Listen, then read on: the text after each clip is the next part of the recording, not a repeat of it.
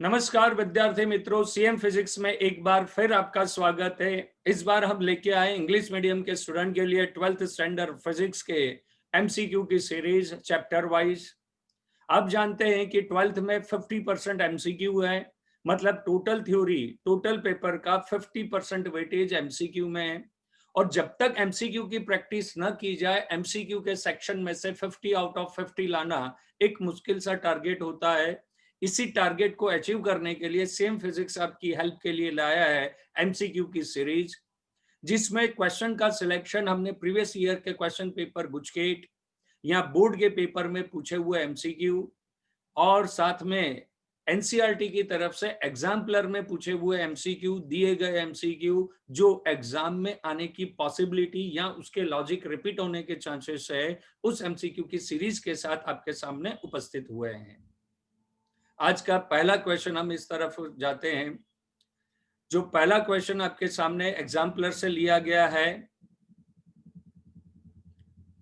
अब देखिए, क्वेश्चन को सॉल्व करने के लिए उसको समझना सबसे पहला जरूरी होता है कि जब तक आप क्वेश्चन को ना समझे तब तक उसके सॉल्यूशन की तरफ न जाए, क्योंकि जब तक आप क्वेश्चन को नहीं समझेंगे तब तक उसका सॉल्यूशन एक प्रकार से रट्टू तोते की तरह गोखना होगा, रट्टू तोते की तरह याद करना नहीं होगा, गोगना होगा। आप उसको एक प्रकार से रट्टा लगाते जाएंगे। वो रट्टू पोपट हमें नहीं बनना है। तो सबसे पहले क्वेश्चन को समझते हैं। Two positive charges Q2 and Q3 fix along the Y axis. आप जैसा देख सकते हैं कि वाई एक्सिस के ऊपर आपने दो चार्जेस रखे हैं, Q1 and Q2, both are the positive. The net electric force in the net electric force in the direction positive x direction on the q1 is fixed along the x axis। ये q1 पर है, उस पर net electric का force का जो direction है towards the x axis है। मतलब q1 पर जो फोर्स लग रहा है, इलेक्ट्रिक फोर्स लग रहा है, उसका डायरेक्शन पॉजिटिव x एक्सिस है। तो इसके ऊपर पॉजिटिव x एक्सिस में चार्ज लग रहा है। If a positive charge q is added, अब इस सिस्टम के अंदर हम एक और पॉजिटिव चार्ज को ऐड कर रहे हैं। कौन सा positive charge? Plus capital Q is added x,0 यानी x एक्सिस के कोऑर्डिनेट पर आप एक और चार्ज ऐड कर रहे हैं।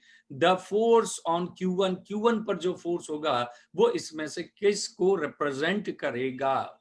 यदि Q1 चार्ज पर इलेक्ट्रिक फोर्स x एक्सिस की डायरेक्शन में लग रहा है, दैट मीन्स ये चार्ज आपका नेगेटिव होना चाहिए। उसका रीजन हम डिस्कस करते हैं कि जब Q1 पर ये नेगेटिव होगा तो ये पॉजिटिव इसको इस डायरेक्शन में खींचेगा।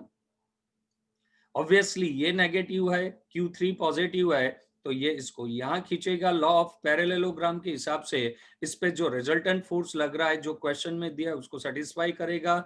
The force along the x axis, resultant force law of parallelogram से एक्स एक्सिस के डायरेक्शन में होगा। मतलब हम इसका नेचर ट्रेस आउट कर चुके कि Q1 इस समय हमारे पास नेगेटिव है, तभी उसके क्वेश्चन की फर्स्ट कंडीशन सेटिस्फाई हो रही है। ये नेगेटिव होने के कारण इसमें फोर्स कौन से डायरेक्शन में लग रहा है? The force exerted along the positive X axis. और आपने एक और पॉजिटिव चार्ज रख दिया, उसमें फील्ड में एक और पॉजिटिव चार्ज रख दिया, कैपिटल Q ऑन x,0। तो वो कैपिटल Q भी इसको अट्रैक्ट करेगा, because the nature of Q1 is negative. तो ये फोर्स भी आपके इसी डायरेक्शन में लगेगा, अलोंग दिस डायरेक्शन। दोनों फोर्स सेम डायरेक्शन में लग रहे हैं, इसलिए ऑप्शन 1 राइट होगा। Shall increase along the positive X axis. ठीक है, डिक्रीज की पॉसिबिलिटी नहीं है, नेगेटिव एक्स एक्सिस में जा नहीं सकता। और ये भी in between charges direction, because ये इंटरेक्शन नहीं हो सकता। Isn't it? तो इसका पहला आंसर आपके पास ए हो जाता है, cell increase along the positive X axis. हम नेक्स्ट क्वेश्चन की तरफ आगे बढ़ेंगे। ये क्वेश्चन भी एग्जाम्पलर से लिया गया है। Figure shows an electric field lines in which an electric dipole P is placed as shown in figure. ये विंडो, थोड़ी सी वीडियो विंडो डिस्टर्ब करती है। Which of the following statement is correct. सबसे पहले आपको डायग्राम दिया है, डायग्राम को एनालिसिस करें। They are not parallel lines. ऐसे कैसे पता लगा सर आपको पैरेलल नहीं है? यहाँ पर दो के बीच का डिस्टेंस और यहाँ पे दो के बीच का distance, their lines are not parallel. Parallel नहीं है तो नॉन यूनिफॉर्म इलेक्ट्रिक फील्ड है। नॉन यूनिफॉर्म इलेक्ट्रिक फील्ड की एक प्रॉपर्टी आपको पता होगी, नॉन यूनिफॉर्म इलेक्ट्रिक फील्ड में जहां फील्ड लाइंस कॉन्सेंट्रेटेड ज्यादा होती है वो इलेक्ट्रिक फील्ड स्ट्रांग होती है, और जहां अवे फ्रॉम ईच अदर होती है वो इलेक्ट्रिक फील्ड वीक होती है। तो डाइपोल में नेगेटिव चार्ज आपका, डाइपोल का नेगेटिव चार्ज आपका स्ट्रॉन्ग इलेक्ट्रिक फील्ड में, और ये आपका स्ट्रॉन्ग पॉजिटिव, पॉजिटिव चार्ज थोड़ा सा नेगेटिव के कंपेयर में वीक इलेक्ट्रिक फील्ड में। यहाँ की इलेक्ट्रिक फील्ड स्ट्रांग होगी और यहाँ की इलेक्ट्रिक फील्ड इसके कंपेयर में वीक होगी। The dipole will not experience any force, नहीं डाइपोल के ऊपर फोर्स लगेगा क्योंकि डाइपोल के ऊपर दो चार्ज है, पी पर यहाँ पर नेगेटिव चार्ज है, यहाँ पर आपके पास पॉजिटिव चार्ज है। यहाँ पर जो फोर्स लगेगा वो लगेगा नेगेटिव पर, F is equals to Q into strong electric field, और यहाँ पर पॉजिटिव पे जो लगेगा वो लगेगा Q इंटू ई, और उसकी इलेक्ट्रिक फील्ड कौन सी हो जाएगी? इसके कंपेयर में वीकर हो जाएगी। Isn't it? डाइपोल की जो भी लेंथ हो, नॉन यूनिफॉर्म इलेक्ट्रिक फील्ड में हर डिस्टेंस पर माइन्यूटली डिफरेंस होगा। तो माइनस F1 मतलब force on the negative charge is slightly greater than the force on the positive charge. Okay, the dipole not experience any force.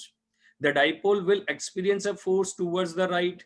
The dipole will experience the force towards the left. The dipole will experience force upward. तो देखिए, वैसे left right बता दूं कि इस side का left कहलाता है रीजन और इस साइड का राइट कहलाता है। लेफ्ट राइट इस तरह से होता है, तो definitely F negative force is greater, then charge will be move here, then your answer, the force will be experience a force towards the right, बोले no, the dipole will experience a force towards the left, left side में वो अपना force क्या करेगा? Experience करेगा। Next question,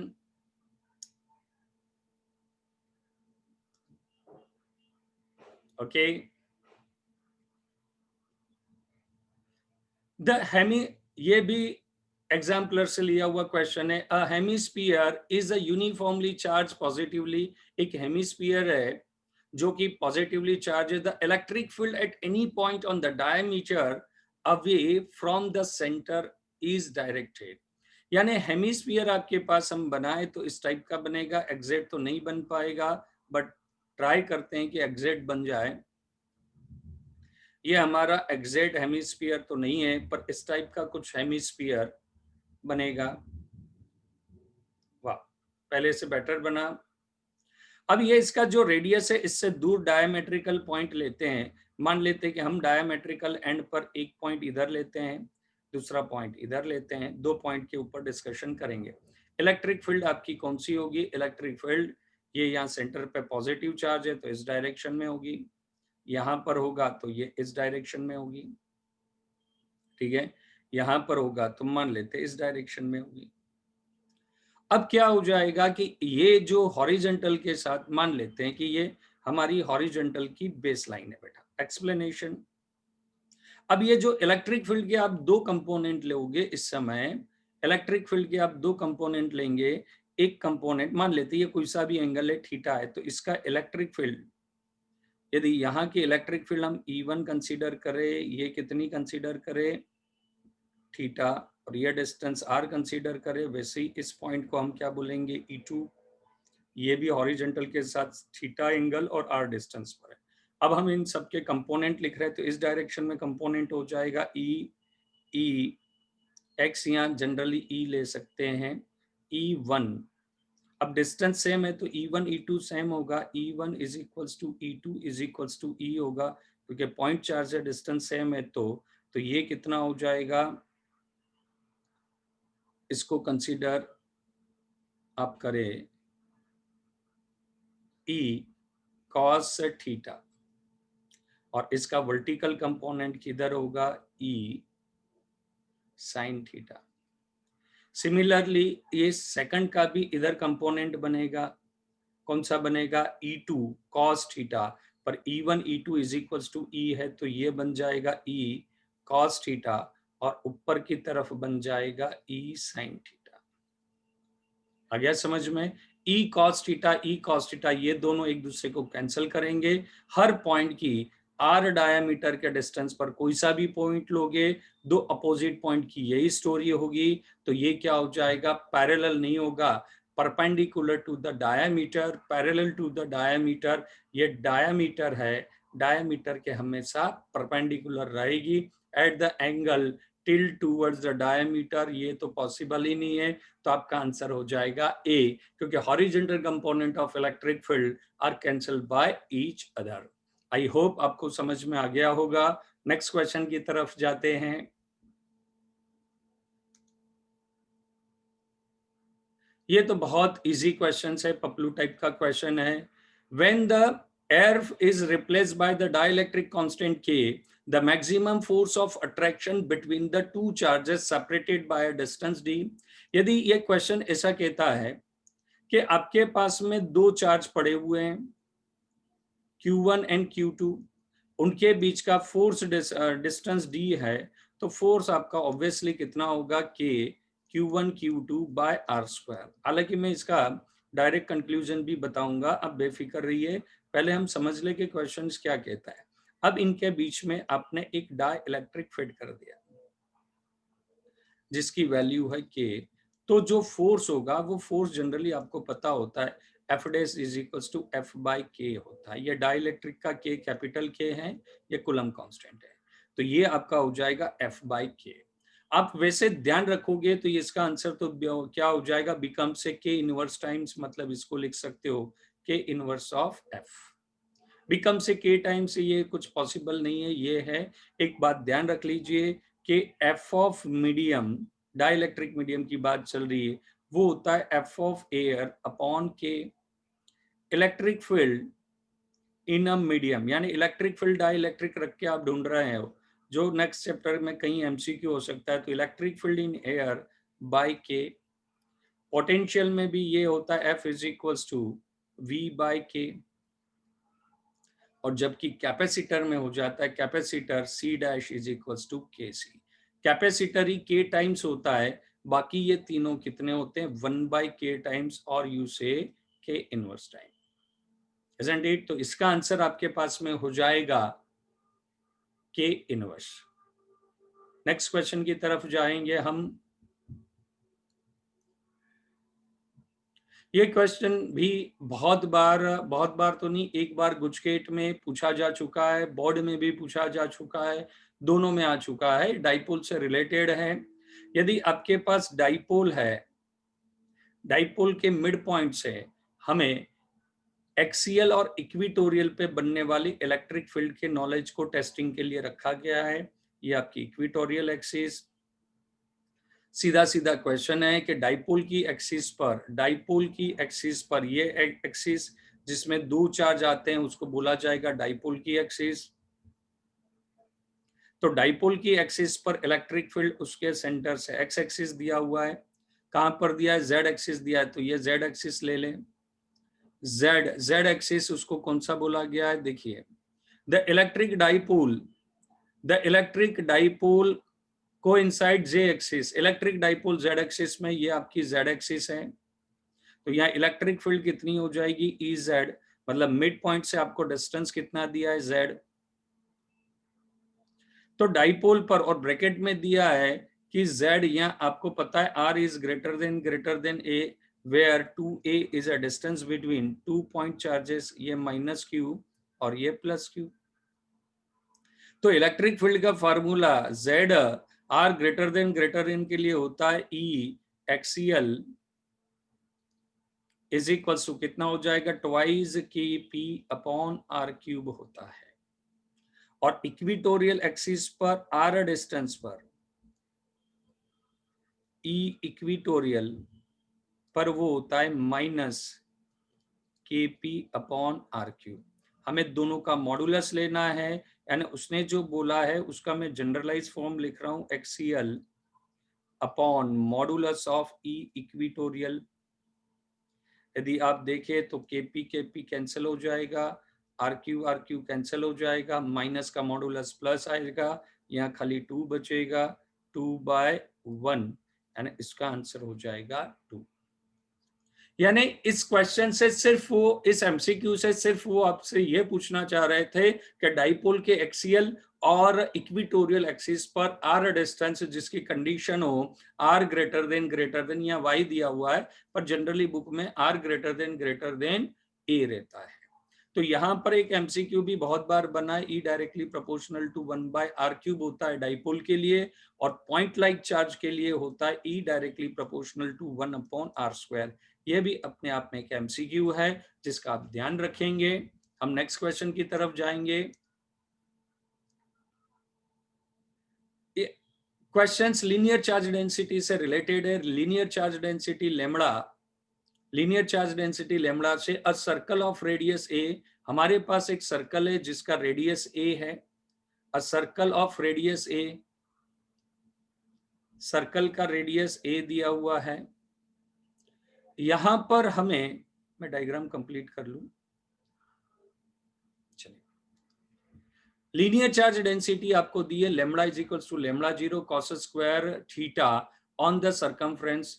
the charge density a circle of radius, और यहाँ charge density दी है तो डेफिनेटली सर्कल एक वायर के फॉर्मेट में होगा। यदि सर्कल को कट करके ओपन कर दिया जाए तो वायर होगा, इसलिए ये चार्ज डेंसिटी आपकी लीनियर चार्ज डेंसिटी होगी। Lambda is equals to lambda 0 cos square theta on its circumference. What will be the total charge on the circle? इस सर्कल के ऊपर टोटल चार्ज आपके पास कितना होगा, ये आपको कैलकुलेट करना है। ओके, ठीक है। तो टोटल चार्ज हमारे पास क्या हो जाएगा, इंटीग्रेशन, अब इसका रेडियस ए लिया, एक स्मॉल थीटा डी थीटा के लिए इतने से चार्ज के, इतने से पार्ट के ऊपर जो चार्ज होगा वो charge D Q is equal to कितना हो जाएगा, lambda into A D theta. Arc के फार्मूले से लग जाएगा ये angle D theta, radius is A, then total charge चाहिए आपको तो Q is equal to integration of D Q. यहाँ थोड़ी सी डायरेक्ट मैथ्स लगानी पड़ेगी। डी क्यू की जगह कितना आ जाएगा, लेमड़ा ए डी थीटा। ए से कहां तक होंगे, थीटा इज इक्वल टू 0 से ए से पूरे उसमें आप रोटेट होंगे तो लिमिट हो जाएगी 0 से 2π। इसको सॉल्व करेंगे, Q is equal to integration 0 to 2π, lambda की जगह आ जाएगा lambda 0 cos square theta, lambda 0 cos square theta into A D theta. Theta के अलावा सारी चीज हमारे लिए कांस्टेंट हो जाएगी तो Q is equals to lambda 0 A बाहर आ जाएगा, लेमड़ा 0 ए बाहर आ जाएगा, integration of cos square theta D theta, limit 0 to 2π। Maths के स्टूडेंट को अच्छी तरह से मालूम होगा इसकी वैल्यू पाई होती है, याद रखोगे। इसी टाइप का एक ही क्वेश्चन चलता है तो Q is equals to lambda 0 A pi इसका आंसर हो जाएगा। ठीक है, option A pi A lambda 0 इसका ऑप्शन हो जाएगा। एक बात और ध्यान रखिए, मार्केट में ऐसा का ऐसा एक और क्वेश्चन चल रहा है जिसके linear charge density lambda is equals to lambda 0 cos theta दी गई है। ध्यान रखेंगे, दो क्वेश्चन चल रहे हैं मार्केट में। एक लेमड़ा 0 स्क्वायर है जिसका आंसर ये है। यदि lambda is equals to lambda 0 cos theta हो तो इसके सॉल्यूशन में क्या हो जाएगा, यहां से स्क्वायर चला जाएगा, आपके पास सिर्फ यहां रहेगा cos थीटा। यहां पर भी आपके पास ये चला जाएगा और यहां पर सिर्फ आ जाएगा cos थीटा। क्या आ जाएगा, यहां पर cos थीटा आएगा। तो integration of 0 to 2π cos theta D theta will 0, तो इसका total charge Q is equal to 0 होता है। बस ध्यान रखिएगा, यदि cos स्क्वायर थीटा है तो आंसर ये रहेगा और cos थीटा है तो आंसर 0 रहेगा। Isn't it? एक साथ हम सिर्फ स्क्रीन के एमसीक्यू नहीं, कॉन्सेप्ट को बिल्ड अप करते हुए आगे बढ़ रहे हैं। नेक्स्ट क्वेश्चन की तरफ जाएंगे। Excuse me. देखिए क्वेश्चन ये वही आ गया जो 2-5 मिनट पहले हमने डिस्कशन करा था डाइपोल में। The relation between the intensity of the electric field of an electric dipole at a distance R from the centre on the axis of its directly proportional. तो आपको डाइपोल की axis पर आपको मालूम है E axial is equals to twice Kp upon r cube, means E directly proportional to 1 upon r cube. तो आपका option कितना हो जाएगा? बी। जो भी क्वेश्चन के अंदर कॉन्सेप्ट आ रहे हैं बेटा, वो कॉन्सेप्ट कभी भी किसी भी एमसीक्यू को जनरेट कर सकते हैं। इक्विटोरियल पर भी ये रिलेशन यही चलेगा, 1 upon R cube, isn't it? और पॉइंट लाइक चार्ज के लिए, एक से पॉइंट चार्ज के लिए electric field E directly proportional to R square है। ओके, तो डाइपोल में आर क्यूब है, ये आपको पता होगा। चलिए नेक्स्ट क्वेश्चन। ये फिर वापस वही वाला क्वेश्चन आ गया। If F is a force between the 2 point charges submerged in a medium of dielectric constant K, submerge करा वो करा with the force between that, यदि डाइलेक्ट्रिक कांस्टेंट K है तो F बाई K होगा। यह डिस्कशन पहले हो चुका है। सबमर्ज के कारण इस एमसीक्यू को फिर से लिया गया था। The 2 point like charges having a magnitude +16 mu and -9 mu separated by a distance 10 centimeter in air, the resultant electric field will be 0 at a distance from -9 mu C, not A mu C.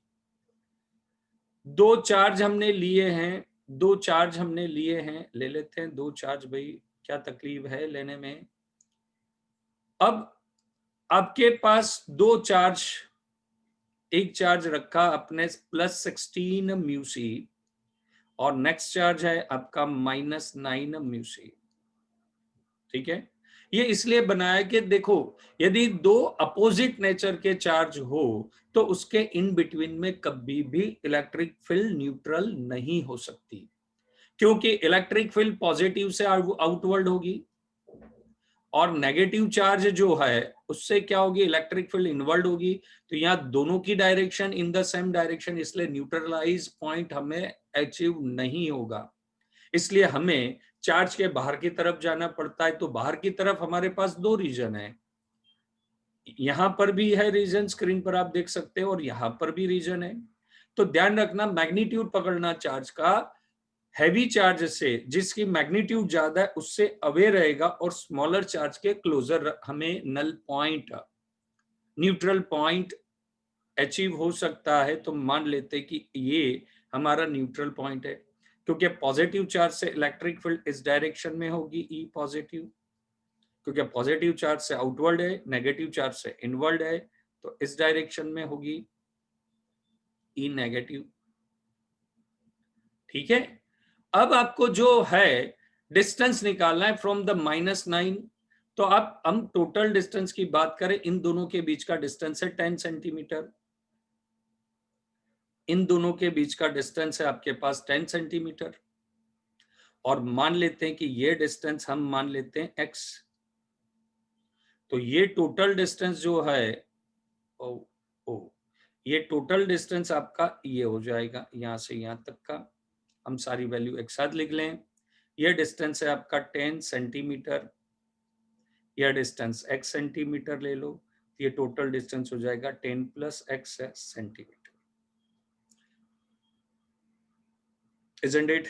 Centimetre को metre में convert करेंगे तो सारे distance हम metre में लेंगे, तो उस समय ठीक है 10⁻² कॉमन ले लेंगे।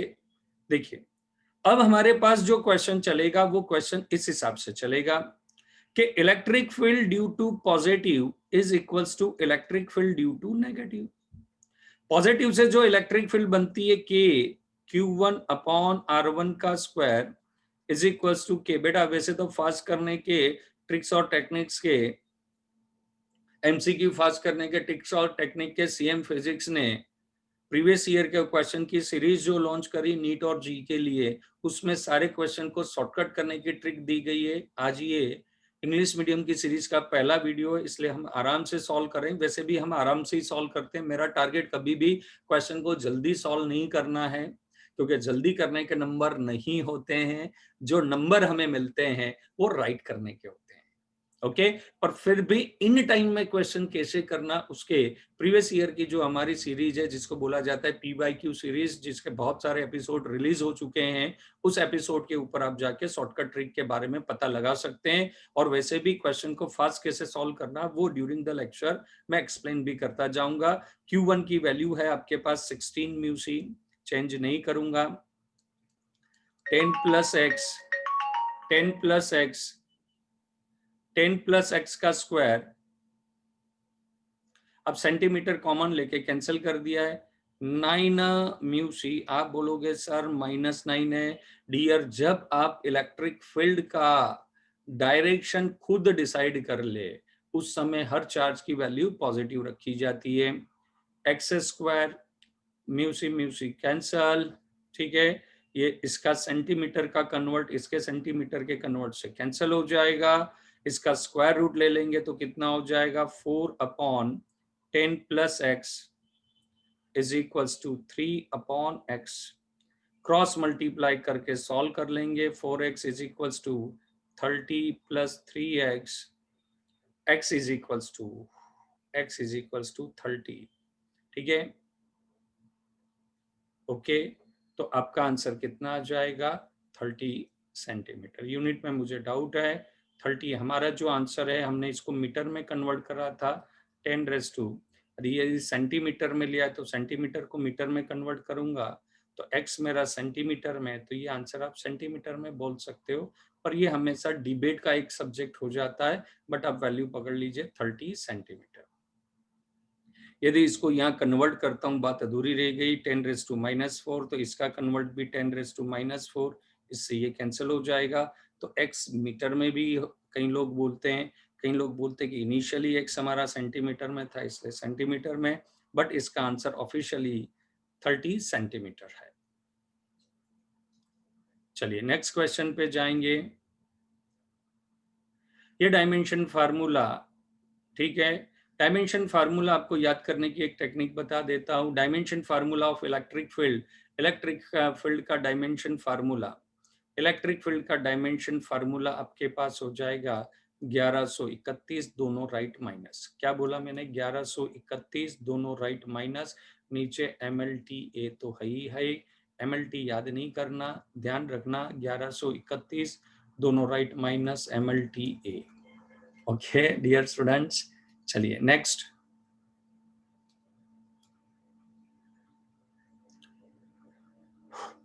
ये लीनियर चार्ज डेंसिटी से रिलेटेड क्वेश्चन है। The electric field, linear charge density और इलेक्ट्रिक फील्ड से रिलेटेड है।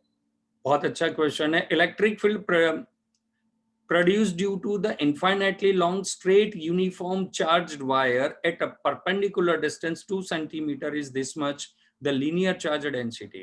अब आपके पास infinite long wire है, electric field infinitely long wire, यानी इनफाइनाइटली लॉन्ग वायर है आपके पास, जिसके कुछ लीनियर चार्ज डेंसिटी होगी लेमड़ा, उससे परपेंडिकुलर डिस्टेंस r पर बनने वाली electric field E is equals to lambda upon 2πε0 r भी होती है, 2 से मल्टीप्लाई 2 से डिवाइड, तो twice K lambda upon r होती है।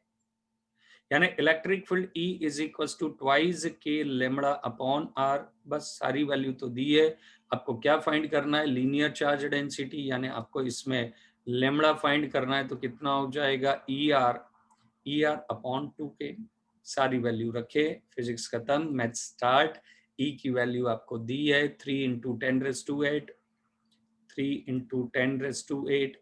R आपको दिया है 2 सेंटीमीटर, इसको मीटर में कन्वर्ट करेंगे, 2 × 10⁻², 2 तो है ही। K की वैल्यू 9 × 10⁹, 2 2 3 3 कैंसल, ये ऊपर जाएगा और लेमड़ा इज इक्वल्स टू 1/3 ये कैंसिल होके 1 इंटू 10⁻³ यानी अब तो कैलसी है आपके पास में 0.333 इंटू 10⁻³ जिसको आप लिख सकते हो 333 म्यूसी। क्यों? क्योंकि ये 3 इसको 3 और मिल जाएगा अपॉन मीटर। ऑप्शन ए हो जाएगा आपका 333 Meucci upon A. Next question,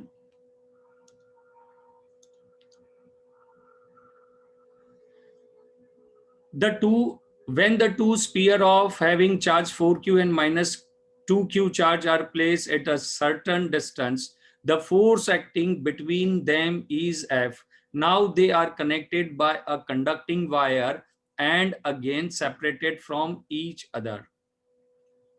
Now they kept at a distance half of the previous one, the force acting between them.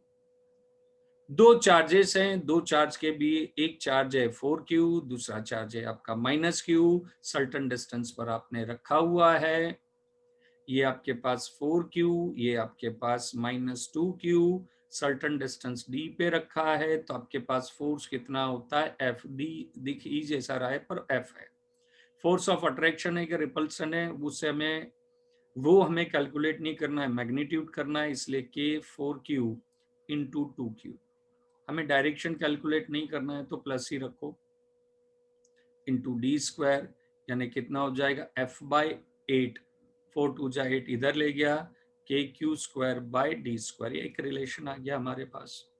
अब हम क्या करते हैं, इन दोनों को वायर से कनेक्ट कर देते हैं, तो पॉजिटिव नेगेटिव को न्यूट्रलाइज करेगा और चार्ज ऑन ईच स्फीयर कितना हो जाएगा 4q प्लस -2q/2 हो जाएगा, इक्वली डिस्ट्रीब्यूट होगा। ठीक है, टू स्पीयर हैविंग आइडेंटिकल नहीं बोला है, पर इसको इसी मान से, क्योंकि आइडेंटिकल बोलना जरूरी है, बट दोनों को यदि आइडेंटिकल है तो इक्वली डिस्ट्रीब्यूट हो जाएगा। कितना हो जाएगा 2q/2, यानी क्या हो जाएगा q। मतलब अब इनके ऊपर चार्ज कितना आ गया, q आ गया। पर यहाँ पर क्वेश्चन हमारा खत्म नहीं होता है। इन दोनों चार्ज, एक के ऊपर और ये दूसरा चार्ज है, उनके ऊपर जो रीडिस्ट्रीब्यूशन ऑफ चार्जेस के बाद चार्ज हो जाता है वो QQ हो जाता है, और they are kept at a distance half of the previous one. मतलब पहले जो डिस्टेंस था उसके आधे डिस्टेंस d/2 पे छोड़ दिया, तो F' इज इक्वल टू कितना हो जाएगा KQ²/d/2 का स्क्वायर, यानी F' इज इक्वल टू कितना हो जाएगा 4KQ²/d²। KQ²/d² is F/8, तो F' is equals to 4 into F/8 cancel कर देंगे, दैट इज द F/2। तो आपका आंसर हो जाएगा C, that is the F/2। Next, ये जनरली ये जो है 1 Meucci charge place at a vertices of a rectangular hexagon, side of hexagon is 1 meter, the electric field at the center। देखिए ये एक थ्योरी है कि आप रेगुलर हेक्सागोन, पेंटागोन, किसी के भी सारे चार्ज रखो तो किसी एक पॉइंट पर चार्ज, एक चार्ज के कारण बनने वाली इलेक्ट्रिक फील्ड जितना होता है, तो KQ/R² रख के कैलकुलेट कर लेना। K पता है, Q दिया है 1 म्यूसी और ये दिया है 1 मीटर। सॉल्व कर लोगे, जो आएगा वो आपका आंसर रहेगा। इस छोटे से क्वेश्चन में ज्यादा कैलकुलेटिव क्वेश्चन है। The electric dipole is placed in a non-uniform electric field, then अब नॉन यूनिफॉर्म इलेक्ट्रिक फील्ड में रखा हुआ है dipole. Non uniform electric field में डाइपोल रखा है, पर कैसे रखा है उस बारे में बातचीत नहीं करी है। ठीक है, डाइपोल हॉरिजॉन्टल है, वर्टिकल है, 30 से किस एंगल से वो हमें नहीं दिया गया है। मतलब डाइपोल को आप कैसे भी रखें तो इसमें लीनियर फोर्स तो लग ही रहा होगा, जैसे हमने बहुत पहले दूसरे क्वेश्चन में कहीं पर हमने जज करा था कि डाइपोल के ऊपर नॉन यूनिफॉर्म इलेक्ट्रिक फील्ड है, तो इस डायरेक्शन में और इस डायरेक्शन में फोर्स लगेगा। पॉजिटिव चार्ज को in the direction of electric field और नेगेटिव चार्ज को अपोजिट इन लगेगा, तो कहीं ना कहीं उस पर टॉर्क लगेगा। यदि डाइपोल को ऐसा रखा है तो डाइपोल पर टॉर्क नहीं लगेगा, सिर्फ लीनियर फोर्स लगेगा, F is equals to Q E, और यहां पर भी लगेगा F is equals to Q E. Magnitude की बात कर रहा हूं, डायरेक्शन मैंने लिखी है। तो यहां टॉर्क है और यहां टॉर्क नहीं है, तो आपका आंसर हो जाएगा टॉर्क ऑन द डाइपोल में बी जीरो। जीरो हो सकता है, जीरो ही होगा। Torque on the dipole is zero. उसने ऐसा नहीं बोला है किस सिचुएशन में रखा है। Resultant force on the dipole is zero, नहीं, जीरो नहीं होगा, किसी भी सिचुएशन में जीरो नहीं होगा। क्यों? क्योंकि दोनों पॉइंट की इलेक्ट्रिक फील्ड में कुछ ना कुछ डिफरेंस रहेगा। Resultant force on the dipole on dipole में भी जीरो। रिजल्टेंट फोर्स डाइपोल पे जीरो हो ही नहीं सकता। उसका रीजन है क्योंकि दो चार्ज के बीच में, डाइपोल के दो चार्ज के बीच में कुछ ना कुछ सेपरेशन रहेगा, तो लीनियर फोर्स कभी भी जीरो नहीं होगा। इसलिए आपका आंसर कौन सा हो जाएगा? B, torque on the dipole में भी जीरो। नेक्स्ट क्वेश्चन के लिए जाएंगे। अब ये क्वेश्चंस आपको मतलब सॉल्व करके नहीं जाना है, घर से सॉल्व करना है। कि ratio of electric force NEET में पूछा हुआ क्वेश्चन है, इसलिए इसका सिलेक्शन किया हुआ है। नीट में पूछा हुआ है, रिपीट कर रहा हूं, जो गुजरात बोर्ड में या गुजकेट में आने की पॉसिबिलिटी हो जाती है, इवन सीबीएसई में भी आ सकता है। The ratio of electric force and gravitational force between the proton and electron at a certain distance, distance fix है, तो F is equals to electrostatic force हो जाएगा कि मास ऑफ प्रोटॉन, सॉरी, हम इलेक्ट्रोस्टैटिक फोर्स को पहले discuss करें तो Fe is equals to k, charge of proton into charge of electron, दोनों सेम होते हैं, अपॉन डिस्टेंस का r स्क्वायर। ठीक है, पहले कौन सा फोर्स बोल रहा है? Electric force. फिर कौन सा बोल रहा है? Gravitational force. तो F of G is equals to G mass of electron, mass of proton upon distance का स्क्वायर। इन दोनों का रेशियो लोगे तो ये कैंसिल हो जाएगा, दोनों का चार्ज सेम होता है, Q square upon 4 pi epsilon 0, और ये हो जाएगा G m1 mass of electron, mass of proton. चलो यहाँ डी स्क्वायर भी लिख ले, यहाँ कैंसिल करेंगे रेशियो लिखते हुए, ये यहाँ से यहाँ कैंसिल हो गया, तो आपके पास आंसर आ जाएगा Q square upon 4 pi epsilon 0 G mass of electron, mass of proton.